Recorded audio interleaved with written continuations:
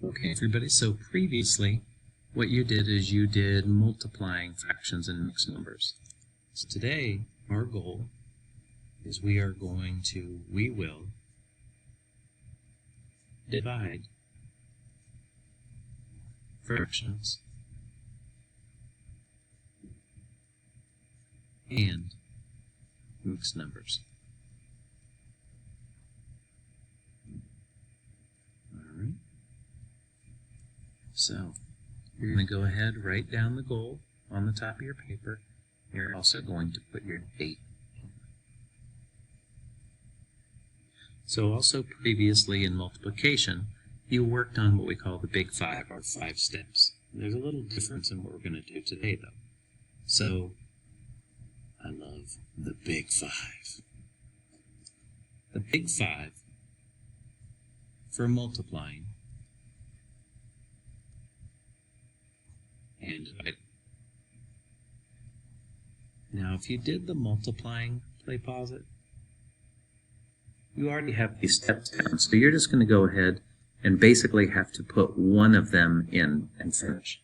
So the first one, your step should be whole numbers over 1, which you have already,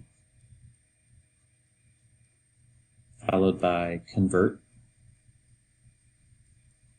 mixed to improper. Number 3 is the one that you're going to finish. If you are dividing, we're going to learn a couple different specific vocabulary ways, but if you are dividing, you are going to multiply by the reciprocal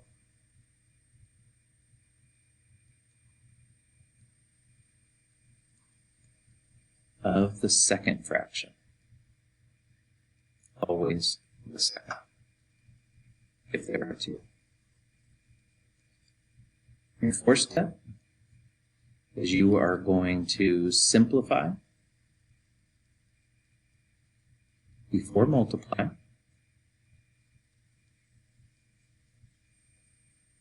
Saves you a lot of work if you do this. And that means also one numerator, one denominator,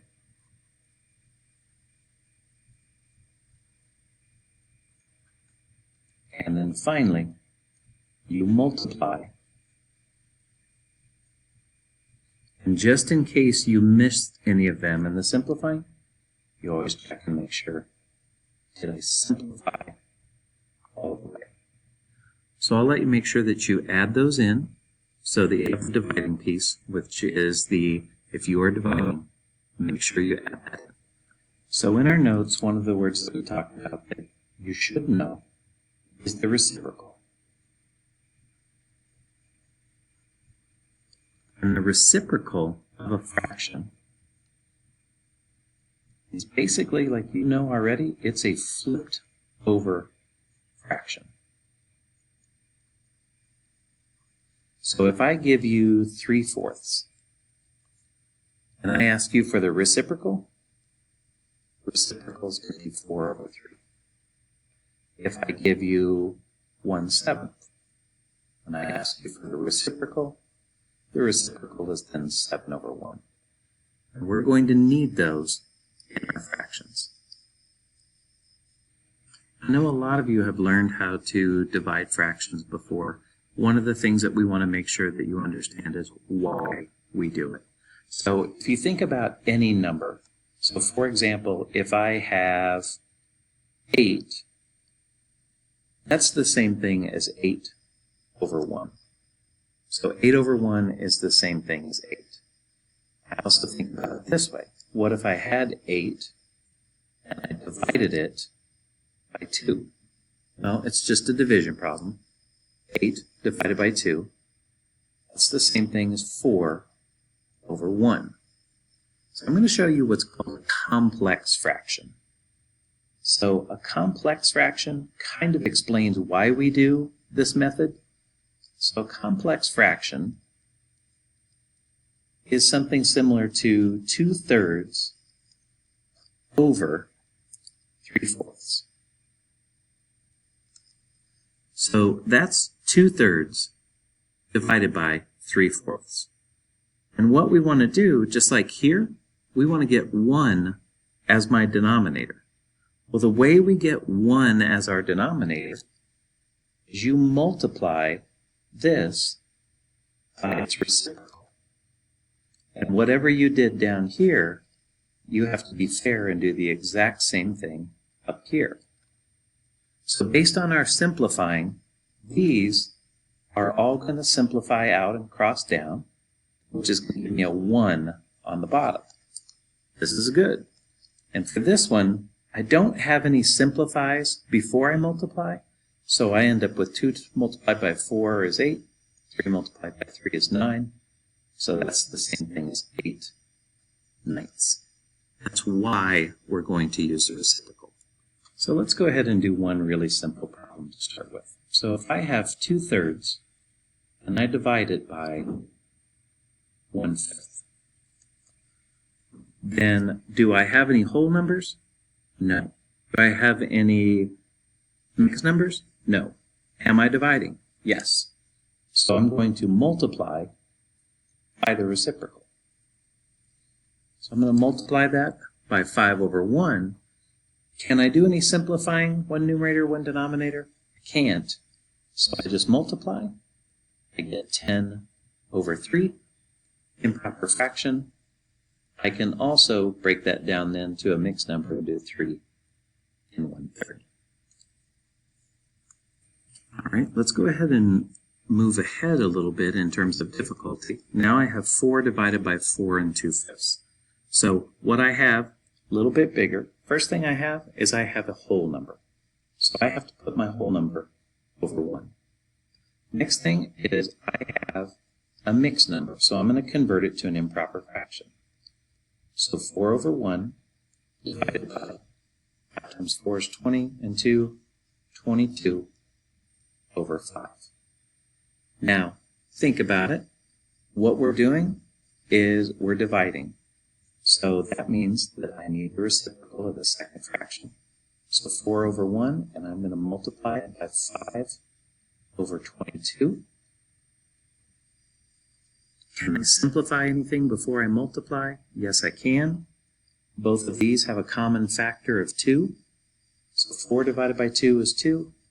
22 divided by 2 is 11. Anything else? No. 2 times 5, 10.